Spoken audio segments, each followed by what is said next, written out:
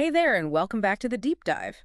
Sometimes you hit that pause button on life when a simple but powerful concept just kind of grabs you. It really does. Well, that was me diving into this request you all sent over the power of attitude. We're going deep on that YouTube video summary, Attitude is Everything, by Jeff Keller. It's got some serious gems in there. Keller gets right to it, doesn't he? Our attitude is the lens we see the world through. Like, think about how different our take on an event can be from someone else who was right there with us. Happens all the time, right? Totally. That's what's so fascinating and tricky about attitude. We don't even realize the lens we're using half the time. It's like our view is the view. Exactly. And the thing is, Keller points out, we start life with this crystal clear, positive lens. Kids are basically optimism machines. Oh, 100%. But then we get older, collect experiences, and other people's opinions. It's like our lens gets smudged up along the way. Yeah. That shift from I can do anything to, well, maybe not. Those doubts really cloud things up. It's sneaky because we don't always see it happening. We just get more cynical, hesitant.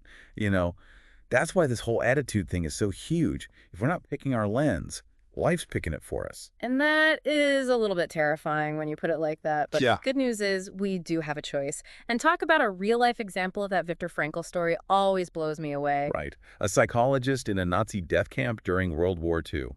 Talk about horrific circumstances. But he saw this pattern even there. The prisoners who clung to a purpose, something beyond the suffering, they often had a better chance of survival. Their mindset, their attitude, it became a lifeline, defying the odds almost. Exactly. Now, Frankel's experience doesn't invalidate anyone else's struggles, of course, but it highlights something powerful. We always have a choice in how we react. Even when everything feels stripped away, we can still choose our thoughts. That choice, that little bit of control, can make all the difference. That's where the human magnet idea comes in, right? We attract what we focus on. You mentioned earlier wanting to really dig into some of these concepts. So how do we apply Frankl's thinking to those everyday challenges we all have? Like, what's it look like to choose your attitude with, say, a tough boss or a career setback that's got you down? Such a great question, because it's easy to say, choose your attitude. But what does that even mean, practically speaking? Frankel wasn't saying pretend everything's peachy when it's not. He was saying even in hardship, find something to hold on to, a reason to keep going. So, difficult boss, instead of fixating on the negative, see if there's anything to learn from it. Totally. Maybe that boss forces you to be more assertive or develop a thicker skin. Find those glimmers of good, the growth opportunities, even in the tough stuff. So not pretending the problem's gone, but choosing where our energy goes. Yeah. And that's where the human magnet comes in. By focusing on the good, the growth, we're priming our minds to see more of it. Like we're telling the universe, this is the energy I'm open to. Ooh, I like that. Setting our internal compass to opportunity instead of obstacle. And Keller actually used this himself to get over his real estate fear, right? He was stuck imagining all the ways it could go wrong. Classic example of thoughts becoming self-fulfilling prophecies. Dwell on the negative, you're more likely to get it. But Keller switched his focus, started visualizing himself as a successful owner, surrounding himself with people already killing it in that field. Immersed himself in success and it rubbed off. Reprogrammed his human magnet to attract what he wanted, not what he feared. So it's about being choosy with the info and people around us, it sounds like. Big time. We're sponges, Good right? voice. Mental and environmental input, those thoughts, those experiences, they build our attitude. So it's more than just like wishing and hoping. It's about making our inside world and our outside world match the attitude we want. Exactly. One of the coolest techniques, and this one's kind of fun, is what Keller calls the signature tactic. He talks about this friend, Robert, who always wanted to be a judge. Hold on, I remember this from the video. Didn't Robert start signing everything with judge before his name? Even like dry cleaning tickets? Yep. Embodying that judge identity before he even was one. And get this, he actually won the election. Yeah. Became a judge. Now, was it all because of the signature? Maybe not, but it gave his mindset right. He's telling his own brain, this is who I am, right? That probably changed how he acted, how he talked to people, everything. Powerful how small stuff like that can make a difference. And speaking of small but mighty, that takes us to another big thing about attitude. Our words. Oh, for sure. We don't realize how much weight our words carry to ourselves and others. They're not just showing our thoughts, they're shaping our reality. Keller's big on this.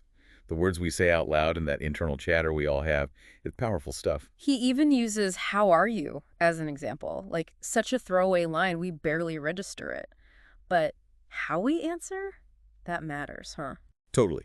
Each, oh, I'm so stressed or I'm beyond exhausted. We're reinforcing those feelings inside and projecting that energy out. Ugh, I am so guilty of that. Crazy busy or totally drained, that's me all day. And I'm not saying we got to be fake and act like life's perfect when it's not, but little tweaks to our language can help. Keller tells this hilarious story, Sally and the lottery ticket. Remember that one? Yes. She's having a terrible day, telling everyone how exhausted she is, and then boom, she wins. Right. But here's the thing. Because she'd spent all day talking herself into feeling awful, she could barely even enjoy the win. Kind of ironic and a little sad, too. Totally. Imagine if she'd held on to even a little bit of positivity. She could have been over the moon, but she blocked her own good fortune with her words. Shows you how much those little word choices matter, even when it seems like nothing, because they build up over time. Which goes back to that being around positivity thing we talked about earlier. But Keller calls us human sponges, which is even better. Right. We soak up the energy around us, good and bad. He says we basically become the average of the 5 people we're closest to. Okay, so choose your 5 wisely. Makes you think twice about your inner circle, right? The conversations you're having all the time, are they giving you energy or are they draining you? And it's not like we got to ditch everyone who isn't, like sunshine and rainbows 24/7. Life's about balance. It's more about being aware of what we're letting in. Surround yourself with supportive people, people who inspire you and challenge you in a good way. And sometimes you find those people in the most unexpected spots. Smokey, the funeral director, remember that one? Talk about choosing your attitude. Smoky, right? Not exactly the job you associate with a sunny disposition, right? But he brought such genuine positivity to his work that it affected everyone around him. Breaks that stereotype that our circumstances dictate our attitude. Smokey shows we've got more control than we think. Exactly. He decided to focus on the good, to find meaning, and that spread. And speaking of defying expectations, Dodie, the teacher who decided to chase her entertainment dreams in her 50s.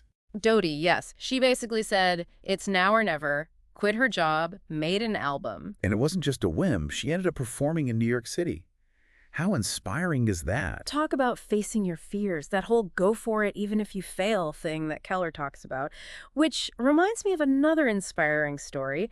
Jack Canfield and Mark Victor Hansen, the chicken soup for the soul guy. Oh, yeah. Talk about persistence. 33 rejections before someone finally said yes. 33. Imagine pouring your heart into something, getting rejected that many times, and still believing in it. I'd have tapped out after 5, maybe 10 rejections, max. That's belief in their vision, unwavering commitment. And look at them now, millions of books sold because they didn't let those rejections define them. And it's not even just about hitting it big like that. It's about applying that same grit, that same self-belief to our own lives. Makes you think, how many other chicken soup ideas are out there just waiting for someone to keep pushing, you know? Right. And that's what I was thinking too. It's not always about that huge, splashy success story. It's about bringing that same energy, that belief, to our own everyday stuff. So maybe not a bestseller, but that passion project we've been putting off, that new skill we keep meaning to learn. Or just like showing up with our best attitude at work, in our relationships. It ripples outward, doesn't it? 100%. Yeah. Every little change, what we say, what we picture in our heads, who we hang out with, it all snowballs. Those small shifts can lead to big, big things down the line. That saying, journey of 1,000 miles, we don't have to become totally different people overnight. Just those consistent little actions moving us in the right direction. And speaking of small but powerful, that analogy at the end, the glass half full or half empty. Oh, yeah. Classic, but so true. The water's the same, but how we see it changes everything. Our attitude isn't set in stone. It's a choice we make every single moment. And the coolest part, we get to pick a more powerful lens. So, as we wrap up this deep dive, what really stuck with you today? What's one thing you're taking away? You know, it's funny, I talk about this stuff all the time, but going through these points, thinking about Frankel, Smokey, Dodie, it really hit home. Our attitude is often the only thing we truly control.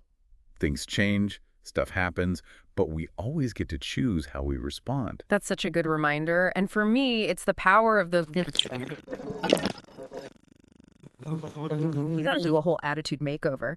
But even baby steps, our language, our focus, who we're with it makes a difference. Little by little. Exactly. So listeners, we want to hear from you. What's one small shift you can make today to see your world through a stronger, more positive lens?